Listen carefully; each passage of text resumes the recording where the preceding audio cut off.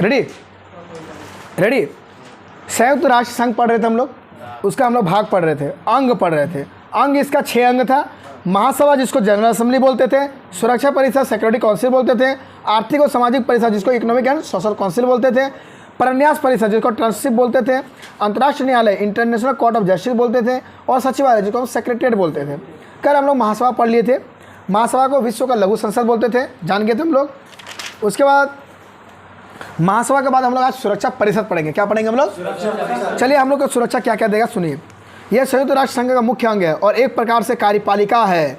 संयुक्त राष्ट्र घोषणा पत्र के अनुसार अंतर्राष्ट्रीय शांति और सुरक्षा को बनाए रखना सुरक्षा परिषद की मुख्य जिम्मेदारी है। इसी कारणवश एक मुहावरे के रूप में इसे दुनिया का पुलिसमैन कहते हैं। क्वेश्चन पूछेगा, दुनिया का पुलिसमैन किसे बोलते हैं? और पूरे विश्व का लघु संसद किसे बोलते हैं? ये दोनों हिट क्वेश्चन है, पूछेगा क्वेश्चन। पुलिसमैन किसको बोलते हैं? तो सुरक्षा परिषद को बोलते हैं। इसमें 15 सदस्य होते हैं, जिनमें से 5 अस्थायी रूप से होता है और 10 अस्थायी रूप से होता है। तो भारत क्या अस्थायी रूप है कि अस्थायी रूप है? भारत अस्थायी। इसको 200 साल में बढ़ाते रहता है। कभी पाकिस्तान को देगा, कभी उसको देगा, 2 साल में उसको बढ़ाते रहता है। 5 अस्थायी सदस्यों के नाम, बड़ा बड़ा देश है वो सब आ जाएगा। अमेरिका आएगा, रूस आएगा, ब्रिटेन आएगा, फ्रांस आएगा, चीन आएगा। ठीक है। अस्थायी सदस्यों का निर्वाचन महासभा अपने 2/3 बहुमत से 2 वर्षों के लिए करती है। ठीक है, हमेशा 2 साल में करती है। सुरक्षा परिषद के प्रत्येक सदस्य का 1 वोट होता है। प्रक्रिया संबंधी मामलों में निर्णय के लिए 15 में से 9 सदस्यों का सकारात्मक मतदान आवश्यक होना चाहिए, जिसमें से 5 अस्थायी सदस्य देशों का सकारात्मक मत आवश्यक होता है। 5टा कंपलसरी है, वाद है अस्थायी दिया है। 5 अस्थायी सदस्यों देशों की सहमति को महान शक्तियों की आम सहमति और वीटो शक्ति के रूप में जाना जाता है। यदि कोई अस्थायी सदस्य किसी निर्णय से सहमत नहीं है तो वह नकारात्मक मतदान करने अपने वीटो के अधिकार का उपयोग कर सकता है। कोई चीज़ मान लो पास करना चाहेगा वो लोग, ठीक है, 4 देश बोले हाँ हम है, हाँ, एक जन बोला तो बिल नहीं पास होगा। ठीक है, हाँ, चाइना के चक्कर में हम लोग को भारत में रूस का फेस अस्थायी वाला देश तो हमने तो इम्पोर्टेंट यादें हो जाए, छोटा जो बड़ा बड़ा देश है। अच्छा, रूस का फेस। चलिए, यदि कोई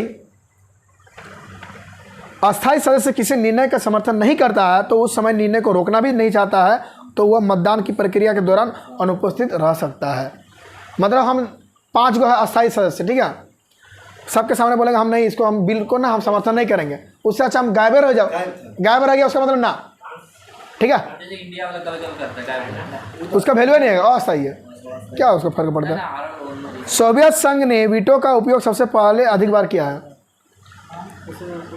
अमेरिका ने वीटो का उपयोग सर्वप्रथम मार्च 1971 में रोडेशिया के प्रश्न पर किया था। सॉरी, क्वेश्चन आपके उस टाइम गलती बोल दिए थे। सोवियत संघ ने वीटो का उपयोग सबसे ज़्यादा बार किया है, लेकिन अमेरिका ने वीटो का उपयोग सर्वप्रथम पहली बार 1971 में किया था, रोडेशिया के प्रश्न पर किया था। चीन ने सर्वप्रथम वीटो का प्रयोग अगस्त 1972 में बांग्लादेश के विश्व संस्था में प्रवेश पर किया था। ठीक है, 1972 में। अब हम लोग यूएनओ का तीसरा भाग पढ़ेंगे, आर्थिक एवं सामाजिक परिषद। क्या? Economic and social justice. वर्तमान में आर्थिक एवं सामाजिक परिषद में सदस्यों की संख्या 54 है। प्रारंभ में सदस्यों की संख्या 18 थी। 1966 ईस्वी में संशोधन के बाद सदस्यों की संख्या 27 कर दी गई। फिर 24 सितंबर 1973 को संशोधन के बाद इसकी संख्या 54 कर दी गई। अभी वर्तमान में 54 है। पूरा यूएनओ में कितना सदस्य है? 193 है। लास्ट देश दक्षिणी सूडान, लेकिन आर्थिक और सामाजिक परिषद में 54 देश है, लेकिन शुरू में 18 था, अभी 3 डबल हो गया। इसके सदस्यों का कार्यकाल 3 वर्ष का होता है, लेकिन थोड़ा देर पहले पढ़ा है सुरक्षा परिषद में अस्थायी सदस्यों का कार्यकाल 2 साल।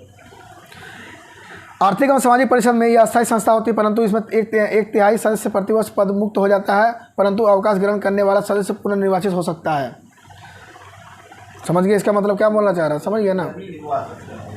परिषद में प्रत्येक सदस्य राज्य का एक ही प्रतिनिधित्व होता है। इसमें निर्णय साधारण बहुमत से होता है।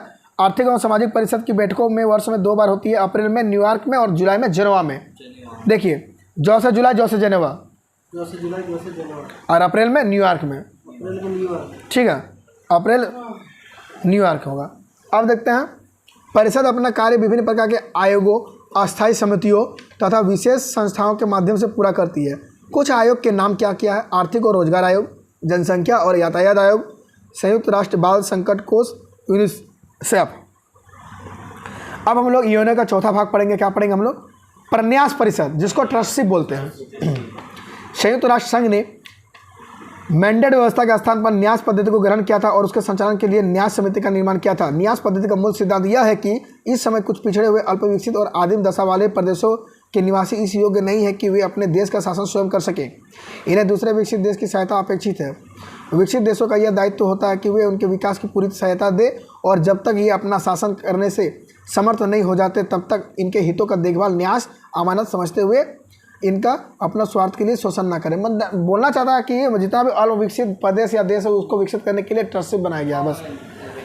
जिन राष्ट्रों को न्यास का भार सौंपा गया है ऐसे राज्य ऑस्ट्रेलिया है, न्यूजीलैंड है, अमेरिका और ब्रिटेन, ये सबको बोला गया तुम्हारा काम है यही सब करना है, ठीक है। रूस, चीन, फ्रांस सुरक्षा परिषद के ऐसे अस्थायी सदस्य देश है जिनके शासन में कोई न्यास क्षेत्र नहीं है, ठीक है। प्रन्यास परिषद में वर्तमान में 12 सदस्य हैं जिनके 4 प्रबंधकर्ता देश, 3 सुरक्षा परिषद के अस्थायी सदस्य होने के कारण अस्थायी सदस्य और 5 निर्वासित सदस्य हैं। नवंबर 1994 में अमेरिका द्वारा प्रशासित प्रशांत द्वीप पलाऊ के स्वतंत्र होने के साथ ही प्रन्यास परिषद के कार्य लगभग समाप्त हो गए। मतलब अभी काम नहीं हो रहा ज़्यादा प्रन्यास परिषद का, उतना बंद हो गया। कब बंद हो गया? जब प्रशांत द्वीप का पलाऊ स्वतंत्र कर दिया था उस टाइम। सचिवालय, सेक्रेटेरिएट। सचिवालय संयुक्त राष्ट्र संघ के दिन प्रतिदिन के कामों को निपटारा करता है। सचिवालय का प्रमुख महासचिव होता है जिसे महासभा द्वारा सुरक्षा परिषद की सिफारिश में 5 वर्ष की अवधि के लिए नियुक्त किया जाता है। महासचिव को दोबारा भी नियुक्त किया जा सकता है। घोषणा पत्र के अनुसार महासचिव संगठन का मुख्य प्रशासनिक अधिकारी होता है। क्वेश्चन पूछेगा, महासचिव संगठन का मुख्य प्रशासनिक अधिकारी होता है। जनवरी 2017 से पुर्तगाल के अंतोनियो गुटारेस संयुक्त राष्ट्र संघ के अभी नया महासचिव है, अभी तक है ही है, ठीक है, बहुत दिन से 2017 से है।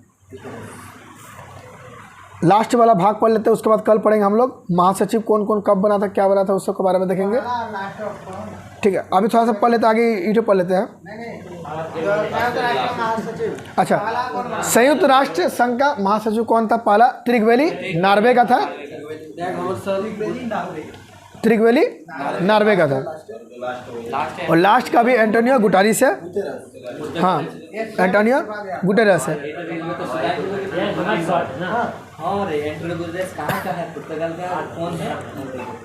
ठीक है, आगे बढ़ते हैं।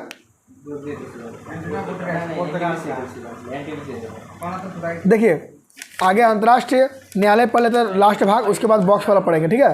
अंतर्राष्ट्रीय न्यायालय, अंतर्राष्ट्रीय न्यायालय की स्थापना हैग में की गई है।